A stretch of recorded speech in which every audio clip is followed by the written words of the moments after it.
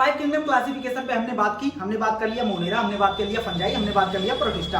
अब बात करेंगे किस पे, प्लांटी एंड एनिमलिया। देखो भाई प्लांटी एंड एनिमलिया पे हम कुछ पॉइंट पढ़ लेंगे, क्योंकि प्लांटी एंड एनिमलिया का क्या है, चैप्टर नंबर 3, चैप्टर नंबर 4 अपने आप में पूरा एक चैप्टर है, तो इसमें कुछ नहीं बात करेंगे, थोड़ा सा बात करेंगे जो उस चैप्टर में कवर अप नहीं है। तो देखना, अगर हम प्लांटी की बात करेंगे तो सभी के सभी प्लांटी क्या होते हैं, ऑल प्लांटी क्या होते हैं, यूकैरियोट। क्या होते हैं, यूकैरियोट होते हैं। एंड उनके पास क्या पाया जाता है, क्लोरोफिल पाया जाता है। क्या पाया जाता है, क्लोरोफिल पाया जाता है। अब देखना, क्लोरोफिल पाया जाता है तो वो फोटोसिंथेसिस करते हैं, लेकिन कुछ प्लांट जो होता है वो पार्शियली थोड़ा बहुत क्या होता है, दूसरे पर डिपेंड होते हैं खाना बनाने के लिए ना। तो देखना उसे क्या बोलते हैं, पार्शियली। कुछ प्लांट इसके क्या होते हैं, पार्शियली हेट्रोट्रॉप्स होते हैं। क्या होते हैं, पार्शियली हेट्रोट्रॉप्स होते हैं। जैसे उसमें अब एग्जांपल दे सकते हैं, इंसेक्टिवोरस कुछ प्लांट होते हैं जो इंसेक्टिवोरस होते हैं, हाँ इंसेक्टिवोरस प्लांट। और कुछ प्लांट जो होते हैं वो क्या होते हैं, पैरासाइट होते हैं। अब देखना, अगर बात करते हैं इंसेक्टिवोरस, पहले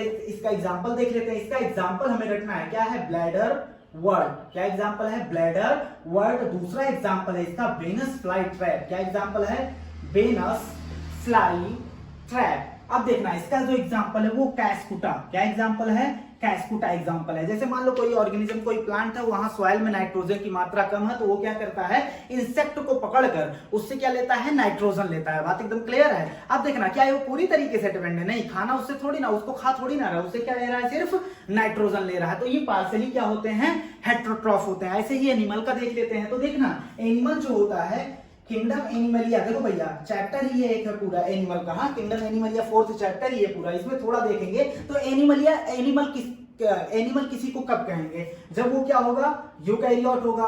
सभी एनिमल क्या होते हैं, हेट्रोट्रॉप्स होते हैं। और सभी के सभी एनिमल क्या होते हैं, मल्टीसेलुलर होते हैं। और सभी के सभी एनिमल में क्या होता है, सेल वॉल पाया जाता है कि नहीं पाया जाता है, सेल वॉल नहीं पाया जाता है। बात एकदम क्लियर है। ये स्टोर फूड को स्टोर करेंगे एज अ, देखना, ग्लाइकोजन के फॉर्म में क्या कर सकते हैं, ग्लाइकोजन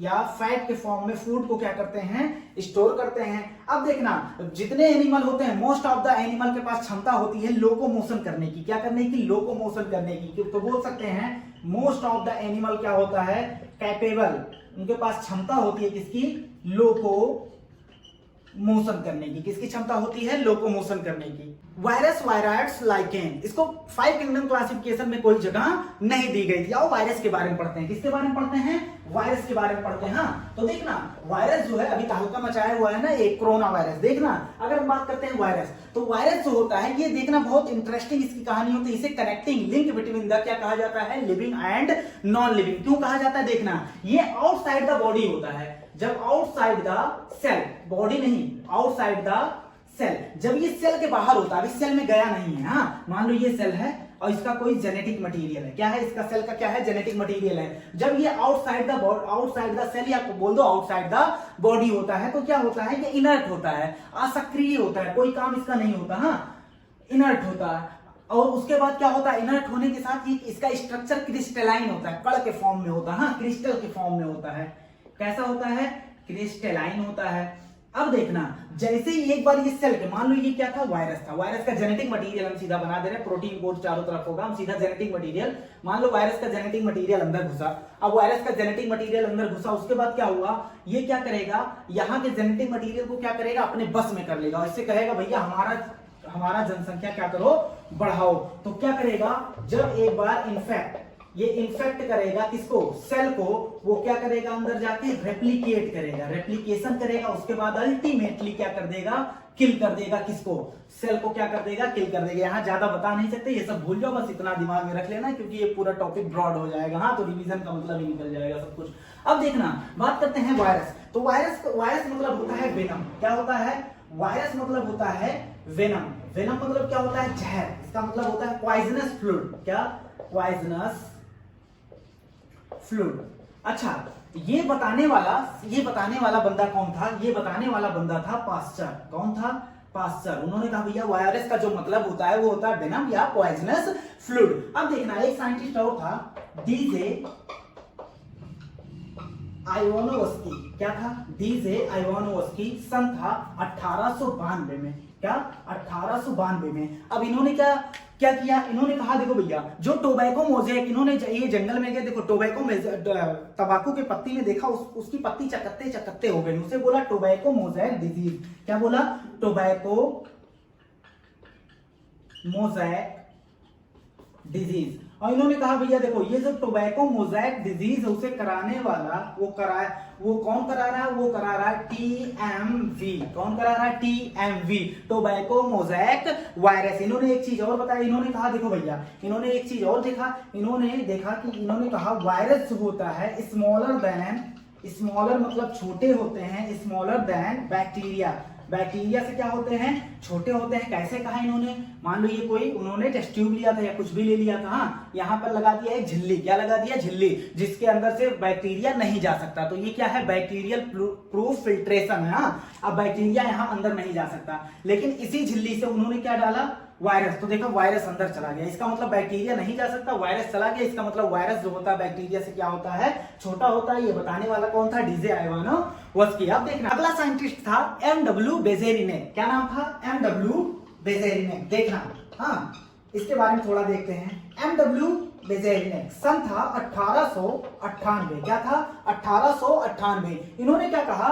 इन्होंने कहा देखो भाई, इन्होंने लिया एक प्लांट देखा जो कि क्या था? ग्रसित था। किससे अफेक्टेड था? ये था टोबैको मोज़ेक डिजीज, इसको हुआ था। इसकी चटनी बनाई और एक नॉर्मल प्लांट पे लगा दिया। देखा भैया, ये भी प्लांट क्या हो गया? इस प्लांट की चटनी यहाँ लेप लगा दिया और देखा ये भी प्लांट क्या हो गया? ग्रसित हो गया। यहाँ का फ्लूइड लगाने से ये प्लांट क्या हो गया? ग्रसित हो गया। तो इस फ्लूइड को इन्होंने कहा, देखो भाई, इस फ्लूइड को इन्होंने कहा, यही इंपॉर्टेंट है ये लाइन, कॉन्टेजियम। क्या कहा? Contagium vivum फ्लूडियम। क्या बोला? Contagium vivum फ्लूडियम।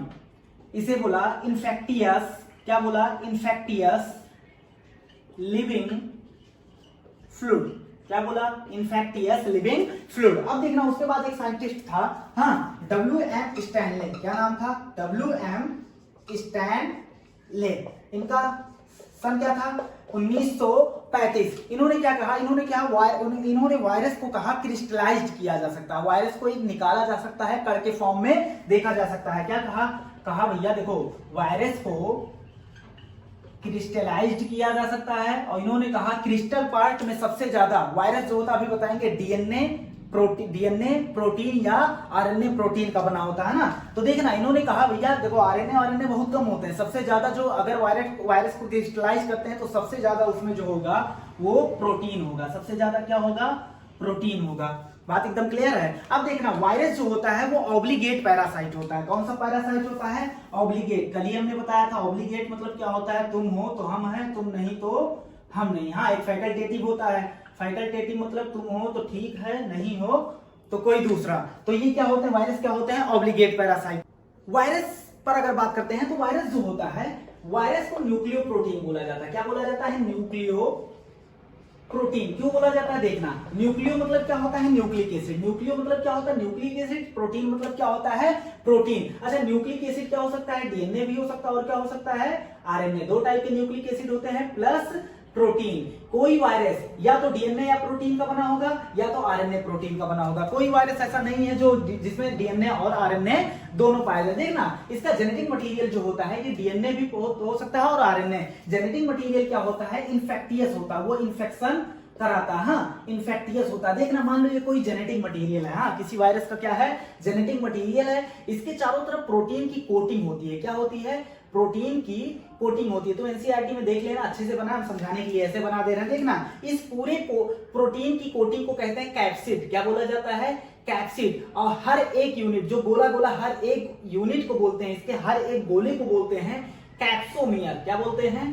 कैप्सोमियर। बात एकदम क्लियर है। अब देखना, ये कैप्सोमियर हेलिकली भी अरेंज हो सकता है, और क्या पॉलीहेड्रल ज्योमेट्रिकल फॉर्म में भी अरेंज हो सकता है। अब इसके चारों तरफ क्या है? इसके चारों तरफ क्या है? Genetic material. ये क्या है? इसके चारों जेनेटिक मटेरियल के चारों तरफ क्या है? प्रोटीन कोड, जिसे क्या बोला जाता है? कैप्सिड बोला जाता है। अब देखना, उसके बाद अगर हम बात करते हैं, ये वायरस जो होता है वो इन्फेक्शन किसमें करा सकता है? ये इन्फेक्ट कर सकता है किसको? देखना, ये प्लांट को भी इन्फेक्ट कर सकता है, एनिमल को भी इन्फेक्ट कर सकता है, उसके बाद एनिमल के साथ ये जो होता है, यहां तक कि ये बैक्टीरिया को भी क्या कर सकता है, इन्फेक्ट कर सकता है। बात एकदम क्लियर है। ऐसा वायरस जो प्लांट को इन्फेक्ट करेगा, उसका जेनेटिक मटेरियल क्या होगा, उसका जेनेटिक मटेरियल में सिंगल स्ट्रैंडेड आरएनए होगा। क्या होगा, सिंगल स्ट्रैंडेड आरएनए। ऐसा वायरस जो एनिमल को इन्फेक्ट कर रहा है, सिंगल उसका genetic material single stranded, double stranded RNA हो सकता है, मतलब सिंगल स्ट्रैंडेड आरएनए भी हो सकता है, डबल स्ट्रैंडेड आरएनए भी हो सकता है, उसके बाद डबल स्ट्रैंडेड डीएनए होगा। इतनी बात एकदम क्लियर है, मतलब तीनों चीजें हो सकती हैं। उसके बाद ऐसा वायरस जो बैक्टीरिया को इफेक्ट करेगा, ऐसा वायरस जो बैक्टीरिया को इफेक्ट करेगा, उस वायरस को बोलते हैं बैक्टीरियोफेज। क्या बोलते हैं, बैक्टीरियोफेज वायरस। बात एकदम क्लियर है। फेज मतलब होता है किसी चीज का भक्षण कर लेना, खा लेना। किसको खा रहा है, बैक्टीरिया को। तो इस वायरस को क्या बोलते हैं, बैक्टीरियोफेज। उसका जो डीएनए हो, उसका जो जेनेटिक मटेरियल होता है, डबल स्ट्रैंडेड डीएनए होता है। क्या होता है, डबल स्ट्रैंडेड डीएनए होता है। अब बात करते हैं, वायरस जो होता है ये डिजीज भी कराता है। जाहिर सी बात है, इन्फेक्ट कर रहा है, डिजीज भी कराएगा। तो ये देखना कौन कौन सा डिजीज कराता है। ये डिजीज करा सकता है। ये कौन कौन सा डिजीज कराता है, सबसे पहली बात एड्स, भयानक डिजीज। हाँ, क्या कराएगा, एड्स करा सकता है। उसके बाद स्मॉल पॉक्स करा सकता है। क्या करा सकता है, स्मॉल पॉक्स। मम्स करा सकता है, हर्पीस करा सकता है, इन्फ्लुएंजा करा सकता है। हाँ, तो ये सब क्या है, वायरल डिजीज है। कैसे डिजीज है, वायरल डिजीज है। बात एकदम क्लियर है। अच्छा, अगर प्लांट में ये इन्फेक्शन कराता है, तो उसके देखते हैं प्लांट में सिम्टम कौन कौन से आते हैं। तो देखना सिम्टम कौन कौन से आएंगे, मोज़ेक फॉर्मेशन। उस पर क्या हो जाएगा, मोज़ेक। उसके लीफ पे क्या हो जाएगा, प्लांट में क्या हो जाएगा, मोज़ेक फॉर्मेशन हो जाएगा। दूसरी बात इसमें क्या हो जाएगी, इसकी लीफ जो है कर्ल हो जाएगी। क्या हो जाएगी, घूम जाएगी। कर्ल या रोलिंग हम लिख सकते हैं, curling and rolling of leaf. उसके बाद देखना, उसके बाद क्या होगा, इसका मोज़ेक फॉर्मेशन हो जाएगा, curling and rolling of leaf हो जाएगा। उसके बाद इसका लीफ येलो कलर का हो जाएगा। क्या हो जाएगा, येलोइंग। एंड उसके बाद clearing of Ben. Clearing of Ben मतलब पत्ती क्या हो जाएंगे, बहुत पतले पतले हो जाएंगे, उसका बेन दिखने लगेगा। हाँ, क्लियरिंग ऑफ बेन। अब देखना, उसके बाद ग्रोथ क्या हो जाएगा, उसका रुक जाएगा। प्लांट होगा, बौना हो जाएगा। क्या हो जाएगा, बौना एंड स्टंटेड ग्रोथ क्या हो जाएगा, उसका रुक जाएगा। बात एकदम क्लियर है। बात करते हैं वायराइड्स। तो वायराइड्स जो होता है ये वायरस से भी छोटा होता है। इन्फेक्टियस एजेंट ये भी इन्फेक्शन कराता है, ये वायरस से भी छोटा होता है। तो क्या है, वायराइड्स। सबसे पहले इसको देखने वाला कौन था, सबसे पहले इसको बताने वाला था थियोडाइनर। कौन था, थियोडाइनर नाम का एक साइंटिस्ट था, और सन क्या था, 1971। उन्होंने बताया कि भैया एक और इन्फेक्टियस एजेंट है जो क्या करा सकता है, डिजीज करा सकता है, जो वो क्या होता है, स्मॉलर देन वायरस। क्या होता है, वायरस से भी क्या होता है, छोटा होता है। अच्छा, वायरस में जो होता है वो क्या होता है, वायरस में जेनेटिक मटेरियल होता है और क्या होता है, प्रोटीन। जेनेटिक मटेरियल डीएनए या प्रोटीन, डीएनए प्लस प्रोटीन बोल दो या आरएनए प्लस प्रोटीन बोल दो, लेकिन इसमें जो होता है वायराइड्स। अब वायराइड जो होता है इसमें सिर्फ फ्री आरएनए पाया जाता है। फ्री आरएनए मतलब इसके चारों तरफ प्रोटीन कोड क्या होता है, एब्सेंट होता है, प्रोटीन कोड नहीं पाया जाता। आरएनए जो होता है इसका molecular weight low molecular weight होता है। क्या होता है, लो मॉलिक्यूलर वेट होता है। अब देखना, ये एक डिजीज करा सकता है, वो डिजीज का नाम है पोटैटो। क्या नाम है, पोटैटो स्पिंडल ट्यूबर डिजीज। इसमें पोटैटो क्या होता है, स्पिंडल शेप का हो जाता है। किस शेप का हो जाता है, स्पिंडल शेप का हो जाता है। बात एकदम क्लियर है। अब बात करते हैं अगला, प्रियॉन्स। किस पर बात करते हैं, प्रियॉन्स। तो देखना, प्रियॉन्स क्या है, प्रियॉन्स क्या होता है, देखना, प्रियॉन्स एबनॉर्मल। एबनॉर्मल मतलब होता है एक नॉर्मल फोल्डिंग होती है प्रोटीन की, इसका क्या होता है, abnormal folding of protein. Folding of